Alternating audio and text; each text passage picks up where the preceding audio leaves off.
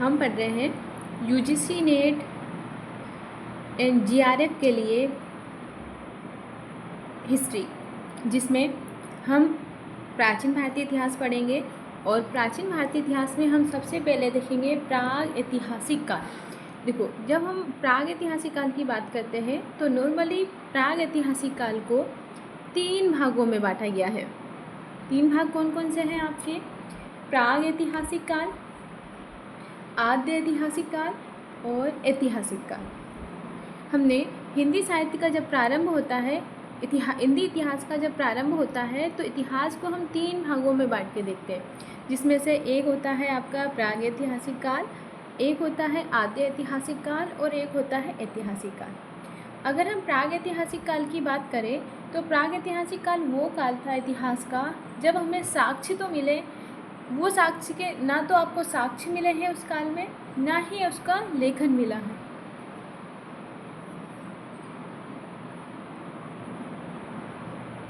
ना तो उस टाइम पे हमें लिखित साक्ष्य मिले हैं प्राग ऐतिहासिक काल के, और ना ही हमें उसका पूर्णतः उत्खनन हुआ है, यानी कि पुरातात्विक साक्ष्य पर ही हम निर्भर हैं।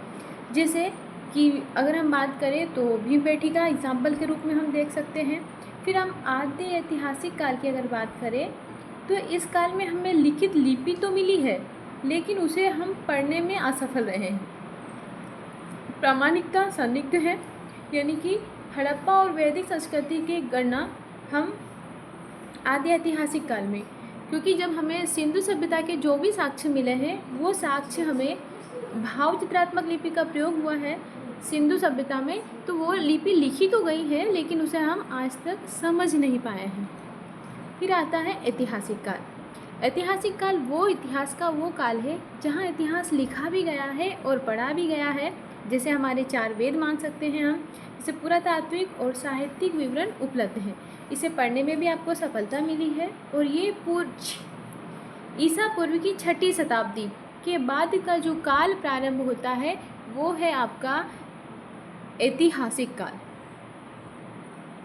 फिर हम देखते हैं कि धीरे धीरे इतिहास का और विकास होता गया, तथा इसमें अगर हम देखें तो सबसे पहले होता है जैसे सोनेजोइक काल, स्तनधारी उत्पत्ति हुई, मानव का कैसे विकास हुआ। पेलिसियन काल, इयोसीन, ओलिगोसीन, मायोसीन, प्लायोसीन, प्लेटोस्टोसीन।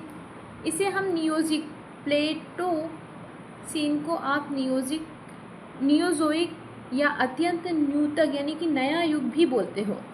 फिर इसके बाद प्लेस्टोसीन के बाद आता है होलिसीन युग, जो लगभग 10,000 वर्ष पहले का है, जिसमें समस्त लिखित इतिहास होलिसीन, यानी कि आपका क्वेश्चन बन सकता है कि वो टाइम पीरियड या वो काल कौन सा है जहाँ पर समस्त इतिहास लेखन हुआ था, यानी कि होलिसीन युग में आपको लिखित इतिहास के साक्ष्य मिलते हैं। फिर आपका आता है कि 360 लाख वर्ष पहले प्राइमेट प्रजाति का उत्पन्न हुई। जो प्राइमेट प्रजाति मिली है आपको, वो मिली है 360 लाख वर्ष पहले।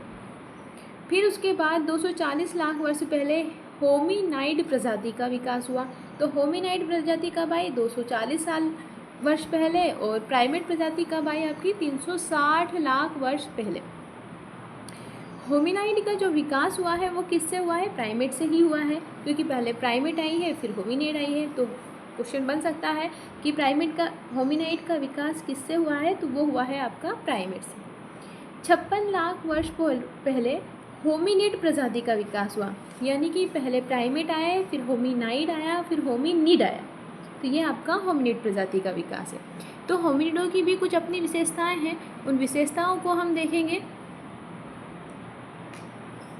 देखो, क्या था कि पहले वो सीधे खड़े होकर चलते थे। जो होमिनिड हुए हैं, होमिनिड सीधे खड़े होकर चलते थे। इनका मस्तिष्क का आकार बड़ा होता था, अपने हाथों से ये औजार बना सकते थे। अगर हम इसके बाद बात करें होमिनाइड का उद्भव, तो होमिनिडों का जो उद्भव हुआ है वो हुआ है आपका अफ्रीका में। कहाँ हुआ है वो? अफ्रीका।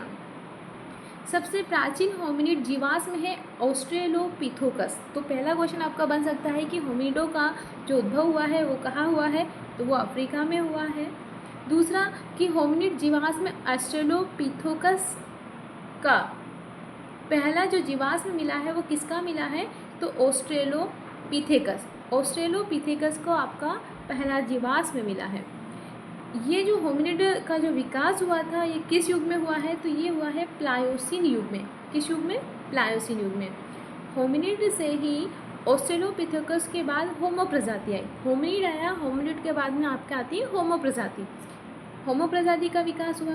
तो फिर इसके बाद रामापिथेकस प्रजाति आई जो 1.2 करोड़ वर्ष पहले रामापिथेकस आया। फिर 56 लाख वर्ष से 14 लाख वर्ष पहले ऑस्ट्रेलोपिथेकस जो हम देख चुके हैं। ऑस्ट्रेलोपिथेकस मानव की उत्पत्ति हुई। और ऑस्ट्रेलोपिथेकस खुले मैदान, जो ऑस्ट्रेलोपिथेकस थे वो कहाँ रहते थे, तो खुले मैदान में रहते थे। ऑस्ट्रेल शब्द दक्षिण का है। दक्षिण पिथेकस शब्द का अर्थ होता है वानर, यानी कि ऑस्ट्रेलोपिथेकस का संबंध आपका किससे है, तो ये है वानर से। और ये ऑस्ट्रेलोपिथेकस किस काल का है, तो ये भी प्लायोसिन काल का है, यानी कि होमिनिड का विकास भी प्लायोसिन काल में हुआ है और ऑस्ट्रेलोपिथेकस भी कब आया है, तो प्लायोसिन काल में। ऑस्ट्रेलोपिथेकस की खोज होती है 1959 में तंजानिया में स्थित ओल्डुवई गोर्ज नामक स्थान पर। कहाँ हुई है, ओल्डुवई गोर्ज नामक स्थान पर किसकी खोज होती है, आपकी ऑस्ट्रेलोपिथेकस की। तो ऑस्ट्रेलोपिथेकस की खोज सबसे पहले कब होती है, 1959 में होती है। कहाँ हुई है, तंजानिया में हुई है, और तंजानिया के ओल्डुवई गोर्ज नामक स्थान पर। अगर हम बात करें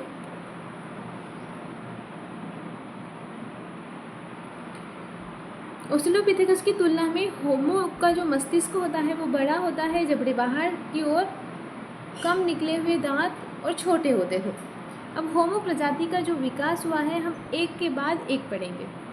यहाँ तक हमने देखा कि इतिहास को हम 3 भागों में पढ़ते हैं, प्रागैतिहासिक काल, आद्य ऐतिहासिक काल और होता है ऐतिहासिक काल।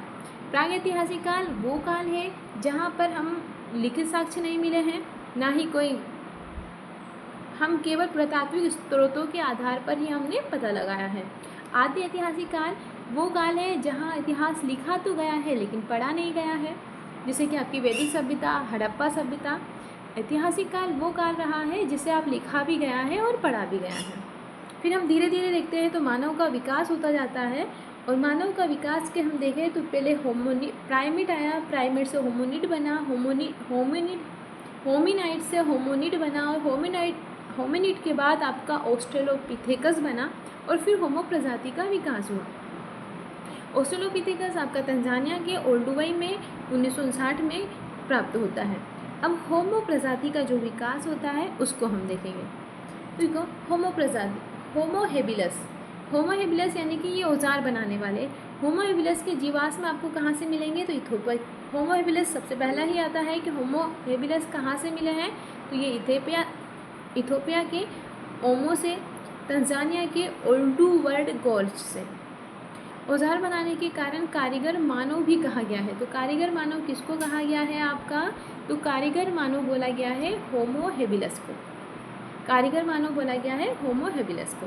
फिर आता है आपका होमो इरेक्टिव। होमो इरेक्टिव होता है, ये थोड़ा और विकास होता जाता है इतिहास में। तो देखते हैं कि जो वानर के समान थे वो सीधे खड़ा होकर 2 पैरों पे चलने लगा, तो उसे बोला गया होमो इरेक्टस। इन्हें पिथेकैंथ्रोपस या इरेक्टिव मानव भी कहा जाता है। इरेक्टिव मानव, आपका क्वेश्चन आ जाए कि इरेक्टिव मानव किसे बोलते हैं, तो होमो इरेक्टस को ही हम इरेक्टिवटस मानव बोलते हैं, जो लगभग प्रजाति 2 लाख वर्ष पहले ही समाप्त हो गई थी। और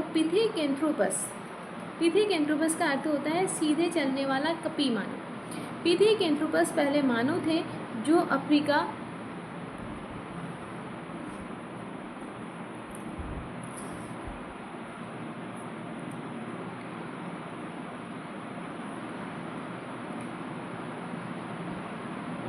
कैसे, ये मानव थे जो आपको कहाँ से मिलते हैं, अफ्रीका और एशिया दोनों ही महाद्वीपों में पाए जाते हैं, जिसमें हम देखते हैं कि कूपीफेरा, मोर, जोकोटा, संकीरन, पश्चिमी तुर्काना, केन्या और जावा आदि है।